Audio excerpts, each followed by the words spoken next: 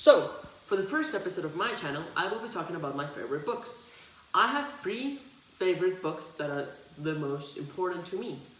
The first one would be The Emperor's Assassins by Santiago Posteguillo. This book, it's a really long book. It has about 1200 pages and it talks about Trajan, the first Hispanic emperor in Rome's history. So, why do I like this book? I like this book because first, the narrative and the description of characters, it's so good that even though you're on page 400 or page 800, you're still interested in the story and you're still like not stopping reading even though you've wasted a lot of time on it. I also like about this book that it has these amazing settings on actual Rome history, and when it talks about being at the Colosseum or at the Emperor's Palace, you really get the sense of what these people were living in this journey before Trajan came to power.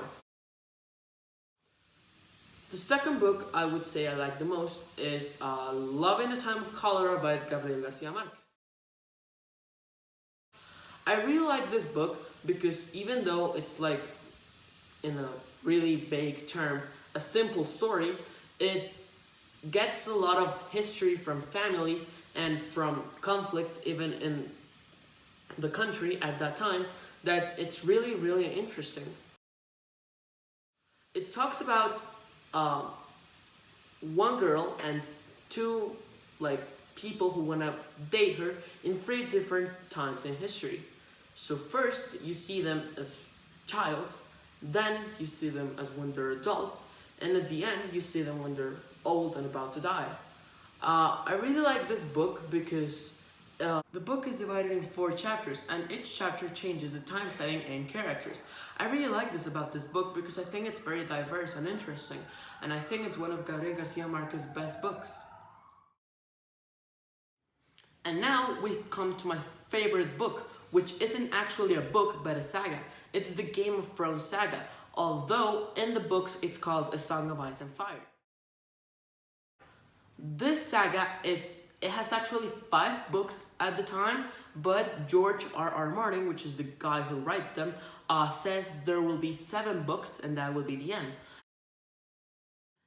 This book series has also been adapted to a major television series, which is very famous. So, what's it about?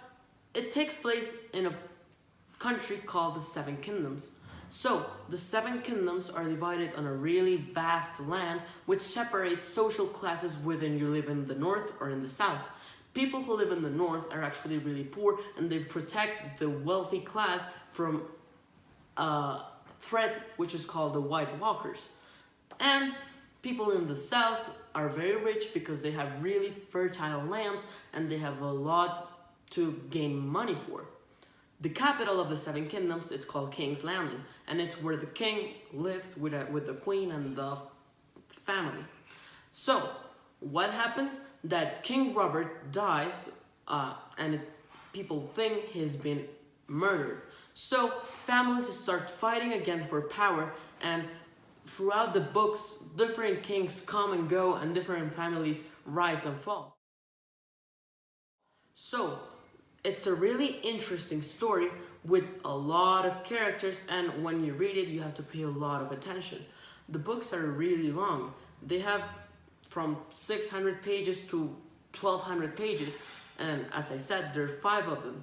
So, this is my favorite saga, especially because I first saw the series before starting the books, but when I started and finished the books, I thought that the books were so much better because they can really focus on the details that they don't tell us on the show. So that's it for this video.